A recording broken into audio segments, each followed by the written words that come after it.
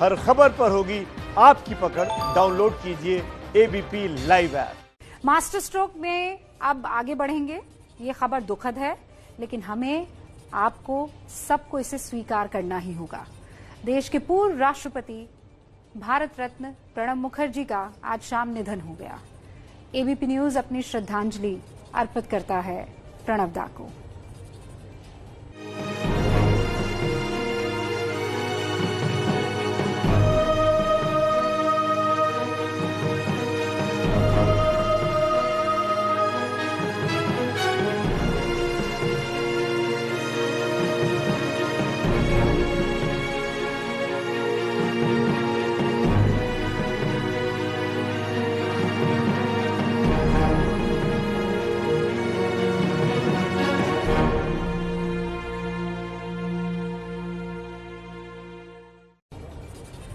तो आज भारतीय राजनीति का अजात शत्रु दुनिया को अलविदा कहकर चला गया। अजात शत्रु मतलब जिसका कोई शत्रु ना हो। और ऐसे ही थे पूर्व राष्ट्रपति भारत रत्न प्रणब मुखर्जी, जो पिछले 21 दिनों से अस्पताल में भर्ती थे। 10 अगस्त से दिल्ली के आर्मी हॉस्पिटल में उनका इलाज चल रहा था और इसी दिन ब्रेन क्लॉटिंग हटाने के लिए सर्जरी हुई थी, जिसके बाद हालत गंभीर होती गई। 10 तारीख को प्रणब दा ने खुद कोरोना पॉजिटिव होने की पुष्टि की थी, लेकिन इसके बाद वो उबर नहीं पाए और आज शाम उनके निधन की खबर आई। कल सुबह अस्पताल से उनका पार्थिव शरीर घर ले जाया जाएगा और कल ही उनका अंतिम संस्कार होगा। चूंकि उन्हें कोरोना था, इसीलिए कोरोना के नियमों के तहत प्रणब मुखर्जी का अंतिम संस्कार होगा।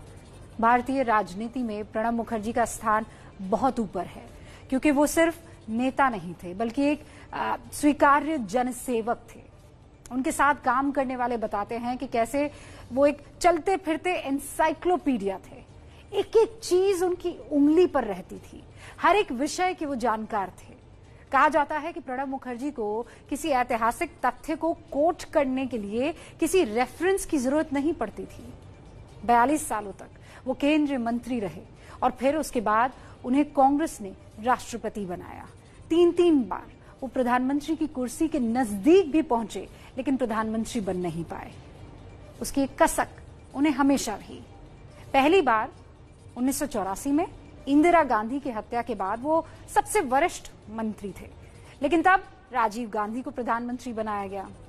1991 में राजीव गांधी की हत्या के बाद पीवी नरसिम्हा राव प्रधानमंत्री बन गए और फिर 2004 में जब सोनिया गांधी खुद प्रधानमंत्री नहीं बनी तो उन्होंने मनमोहन सिंह को प्रधानमंत्री बनाया और तब भी प्रणब मुखर्जी प्रधानमंत्री नहीं बन पाए।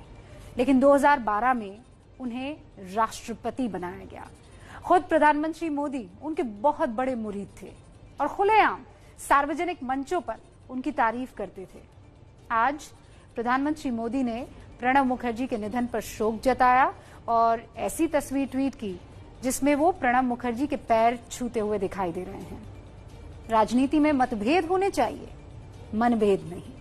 प्रणब मुखर्जी इसी विचारधारा के नेता थे और इसीलिए प्रधानमंत्री मोदी कहते हैं कि जब वो गुजरात की राजनीति से प्रधानमंत्री बनकर दिल्ली आए, तब प्रणब दा ने उन्हें पिता तुल्य मार्गदर्शन दिया।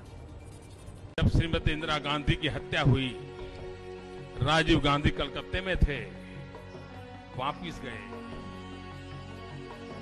लोकतंत्र तो ये कहता है कि उस समय श्रीमती इंदिरा गांधी की सरकार में जो सीनियर मोस्ट मिनिस्टर थे वो श्रीमान प्रणब मुखर्जी थे। अच्छा होता उस दिन देश के प्रधानमंत्री के रूप में प्रणब मुखर्जी को अवसर दिया गया होता। 2004 में सबसे सीनियर नेता थे प्रणब दा। बहुत स्वाभाविक था कि अगर मैडम सोनिया जी बनना नहीं चाहती थी तो अवसर प्रणब दा को मिलना चाहिए था, लेकिन मनमोहन सिंह जी को बिठा दिया गया, प्रणब दा को अवसर नहीं दिया गया।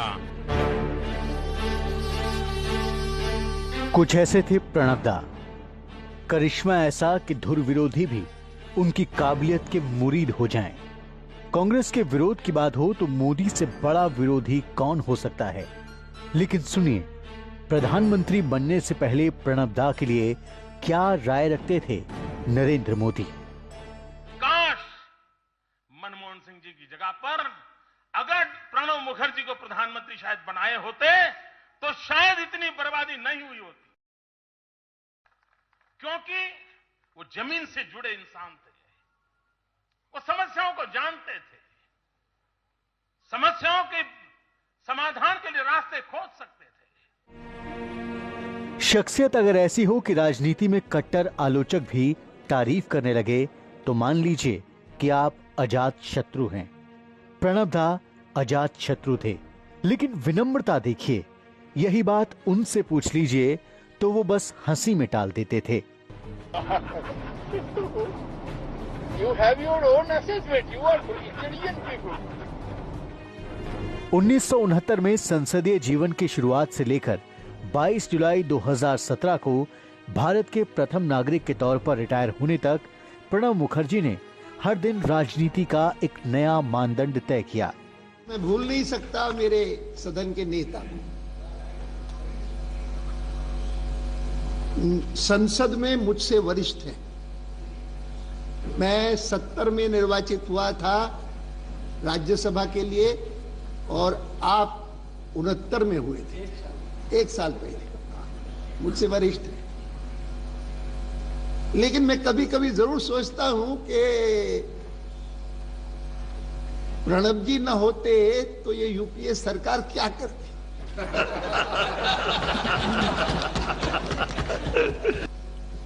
मैं मतभेद भले रखता हूंगा, लेकिन सदैव जब से लेकर के मेरा परिचय हुआ प्रणब दा से राज्यसभा में, तब से लेकर के मैं उनकी योग्यता, उनकी क्षमता, उनकी कोई भी बोझ उठाने की क्षमता जो कंधों में है, उसको देख करके हमेशा उनका प्रशंसक रहा। भारतीय राजनीति के तमाम दिग्गज उनकी शख्सियत का लोहा मानते रहे। दलगत राजनीति से ऊपर उठकर काम करने की प्रणब दा की वो भावना ही थी जिसने दिल्ली की राजनीति में आने के बाद मोदी को भी भावुक कर दिया था।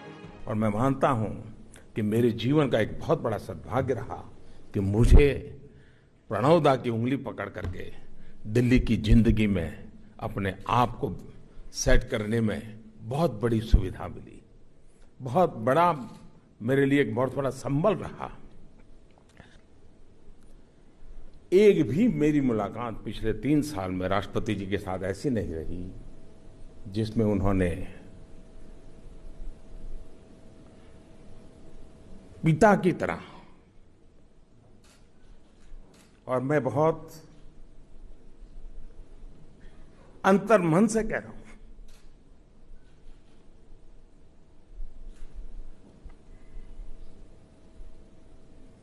कोई पिता अपने संतान की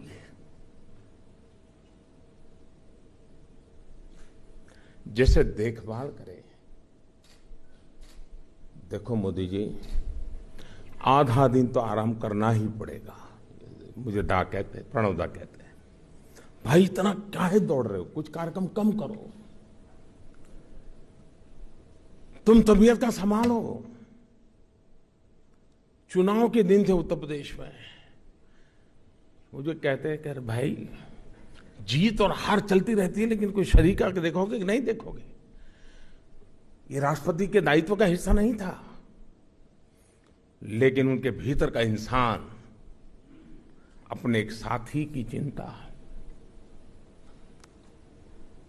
और मैं मानता हूं कि ये व्यक्तित्व, ये संबंध, ये रूप राष्ट्र जीवन के लिए एक बहुत बड़ा हम जैसे लोगों को प्रेरणा देने वाला काम होता है, और वो काम प्रणब दा ने किया है, आदरणीय राष्ट्रपति जी ने किया है।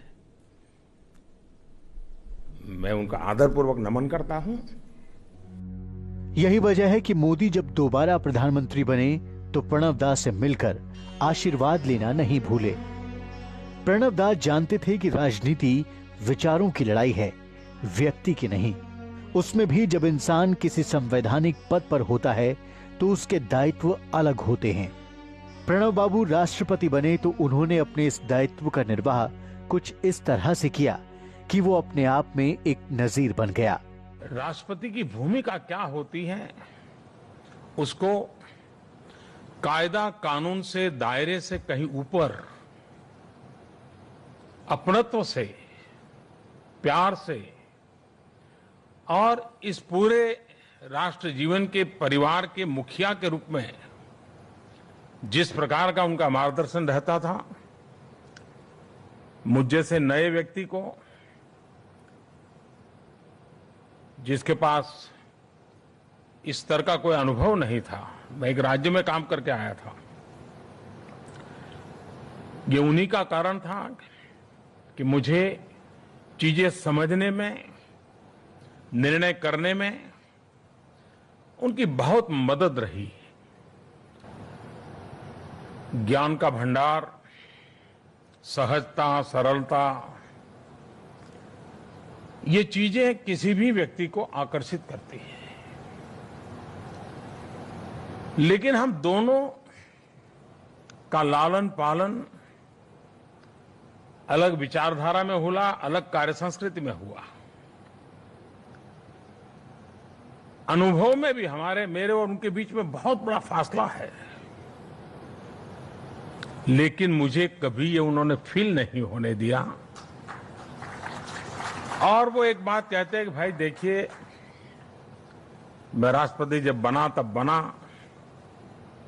आज राष्ट्रपति हूं, लेकिन लोकतंत्र कहता है कि देश की जनता ने तुम पर भरोसा किया है, तुम्हारा दायित्व है और मेरा काम है कि तुम इस काम को अच्छे ढंग से करो। राष्ट्रपति पद, राष्ट्रपति भवन और प्रणब मुखर्जी स्वयं उसके लिए जो भी कर सकते हैं करेंगे। ये अपने आप में एक बहुत बड़ा संबल था, एक बहुत बड़ा संबल था। अपने विरोधियों को कभी नहीं बख्शने वाले मोदी अगर इस तरह तारीफ करें तो उसके मायने हैं। ये इस बात का सबूत है कि पार्टी कोई हो, नेता कोई हो, समय कोई हो, सरकार कोई हो, सब प्रणब दा की तारीफ करते ही सुनाई देते रहे। इस देश में राजनेता तो बहुत हुए और बहुत होंगे भी, लेकिन शोहरत, सभी दलों से इज्जत और देश का जो प्यार प्रणब दा को मिला वो विरले को ही नसीब होगा। दादा अपनी एक अलग लकीर खींच गए हैं। Bureau report, ABP news.